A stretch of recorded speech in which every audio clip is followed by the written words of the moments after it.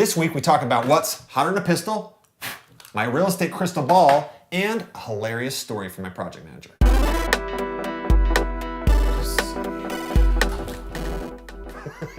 That's awesome. Hotter than a pistol. Welcome to I Love Real Estate Stories from the Trenches, episode number 13. It's on a calculator.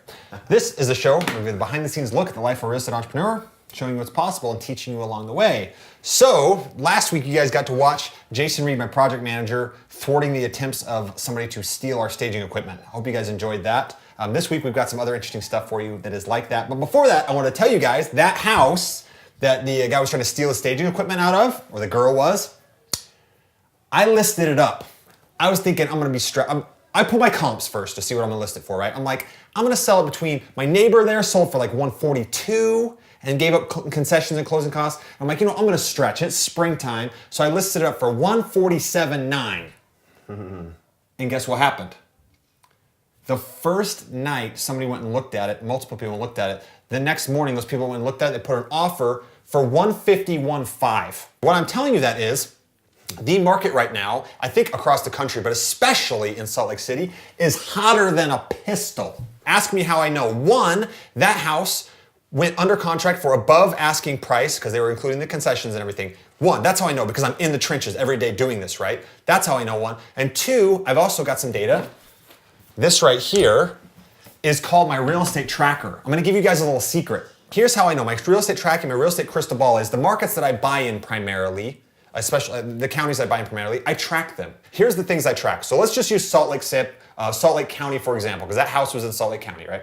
So I know at the end of every month, I put down, we go on, we look on the MLS, we get the data, and we say, how many houses in Salt Lake County are active right now? Meaning how many single family homes are available for sale? How many can you buy, right? That's one metric, right?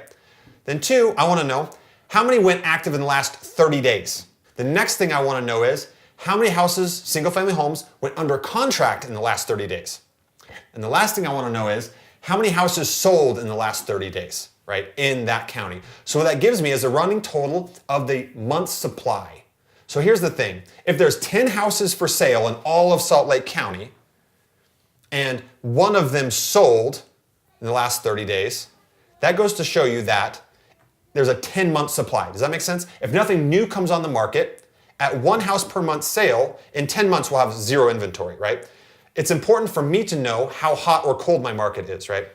That's how I have my finger on the pulse of the market. So I can tell you right now, when I say we are hotter than a pistol, it's not just because I listed that property and got under contract really fast. It's also because I'm looking at the numbers and I'm recognizing that we're hotter than we've been in 2 years. We are under a 3-month supply in Salt Lake County. And I've got a little peek into the next month because I showed you guys, look at the under contracts, the houses that went under contract in the last 30 days. So that also tells me if it went under contract in the last 30 days, what's it gonna be next month? Probably sold, right? So I get a little glimpse into the future of what our solds are gonna look like for next month. So what I can tell you right now is the market is hot. And you guys should probably be tracking, if it's a market that you care about and you want to be in this market, you should track whatever it is that you deal with. If you want to see what my real estate tracker looks like, I can get you guys a template. Go ahead and email me or click the link in the description box below. So I think you're going to win the game. It's not rocket science. Month in, month out, you do that. And that gives you an opportunity once a month to just look at it. Just spend 5 minutes looking at the data, which is what I do. In the 3 major counties that I buy in here, they are hotter than a pistol, hotter than a pistol, hotter than a pistol. It's hot right now, which that means how are you going to adjust your business for that? If that's what you know, maybe you can get more money for your wholesale properties. Maybe you should list the property for a little bit higher. There's a lot of supply and you're seeing that, the trend going that way. Less sales happening, more supply growing, supply and demand.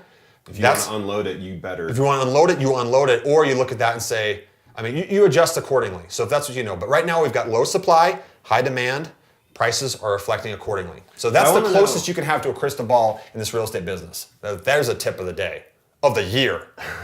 I want to know, how long have you been doing that and how did you get the idea? Like what turns you on to that? Oh, that's brilliant. It's really great and it's so simple, but it seems like nobody does it. I don't know. I've never heard anyone else besides you talk about it. Nope, nobody else does. This is the tip that you're getting here at I Love Real Estate Stories, right? From the trenches.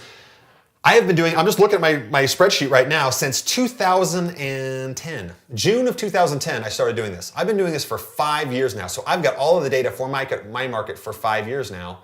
And why did I start doing it? Because there was a friend of mine. When this market crashed in 07, 08, there was a friend of mine who was doing this prior to that. And I think he's still doing it now.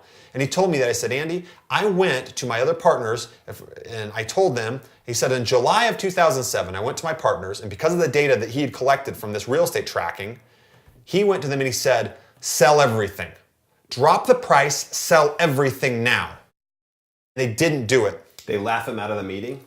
They don't know if they laughed at me, but they didn't do it. So here what was happening was, say for example, they didn't do it, but here's what happened. They had a house listed for 100 grand and he's like, sell everything. So meaning drop it to 90, get it gone right now. They didn't, so they held on, and the next 2 months later they said, well, it's not selling, so what did they do? They dropped the price to 90. Well, the house, it wasn't worth 90 at that time, it was worth 85, right?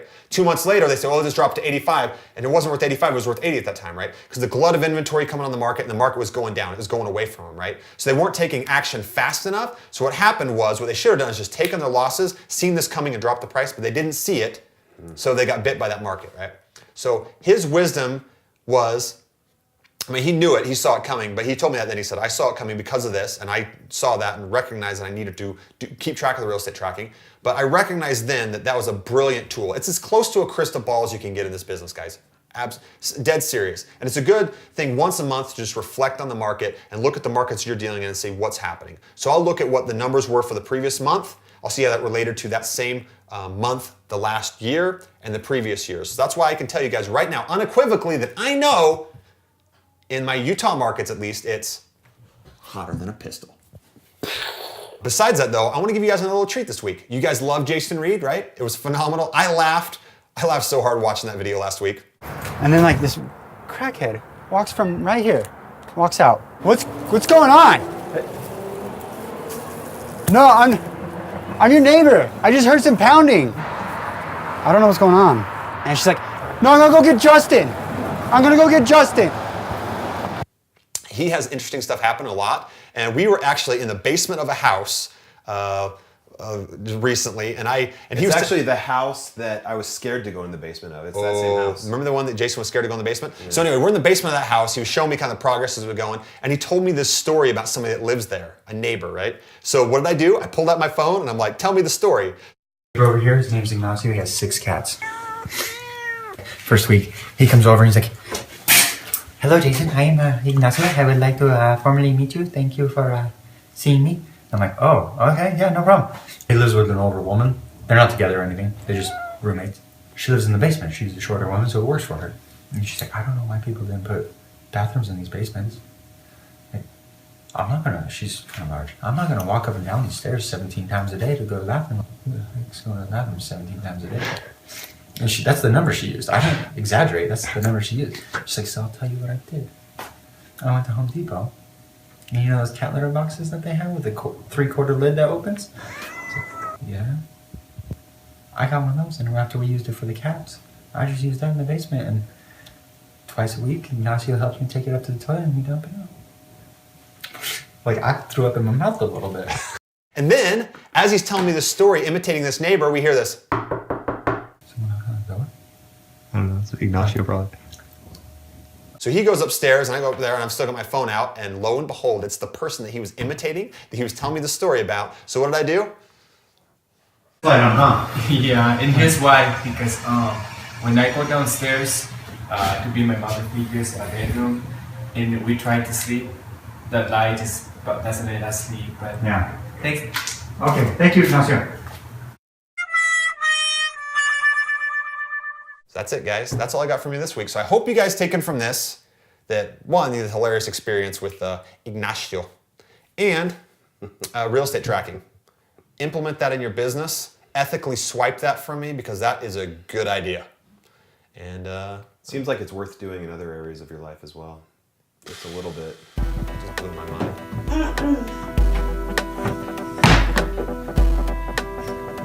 Oh.